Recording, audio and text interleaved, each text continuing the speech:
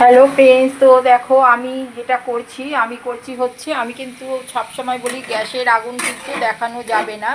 তো বেশি আওয়াজও ঠিক হবে না, যেটা নিমিষারে যেটা করছো শুধু কী করছো সেটা দেখাতে হবে।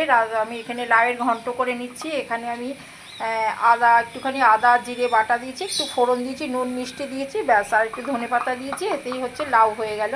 লাউয়ের ঘন্ট আমি বেশি কিছু দেবো না। আর দাদা ভাই, আমি ভেবেছিলাম মাছের মাথা দিয়ে করব, তো যাই হোক মাছের মাথাটা এখানে লাল লাল করে ভেজে নিয়েছি।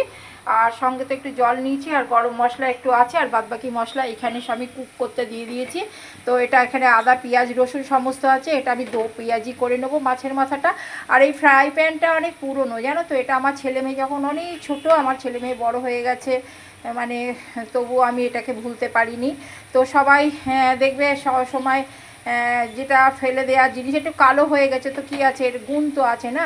এটা কষা টষার ব্যাপারে আমি কিন্তু এটা সব সময় দিয়ে এর মধ্যে এটা দিয়ে দিই, পেঁয়াজ রসুন এর সমস্ত দিয়ে কষেছি, একটু টক দই দিয়েছি, আর এখানে একটু গরম মশলা দিয়ে দিলাম। আর দিয়ে দেবো হচ্ছে তোমার একটু মাছের মাথাগুলো। মাছের মাথাটা দিয়ে তোমার হচ্ছে একটু জল দিয়ে দেবো, দিলে কেন এটা একটু জলটা দিয়ে দেবো, কারণ জলটা না দিলে না তোমার হচ্ছে হবে না, মানে রসা রসা মতন একটু দরকার। তো আমি একটু জল দিয়ে এটাকে উলট পালট করে এটাকে দো পেঁয়াজি করে নেবো, শুকনো শুকনো টাইপের হবে, একটু রস রস মতন হবে। তো এরমভাবে কিন্তু মাছের মাথাটা এটা ফুটতে দেবো। এই মশলাগুলো আস্তে আস্তে আর একটু জায়গাটা বড় হলে হতো, তো কোনো অসুবিধা নেই।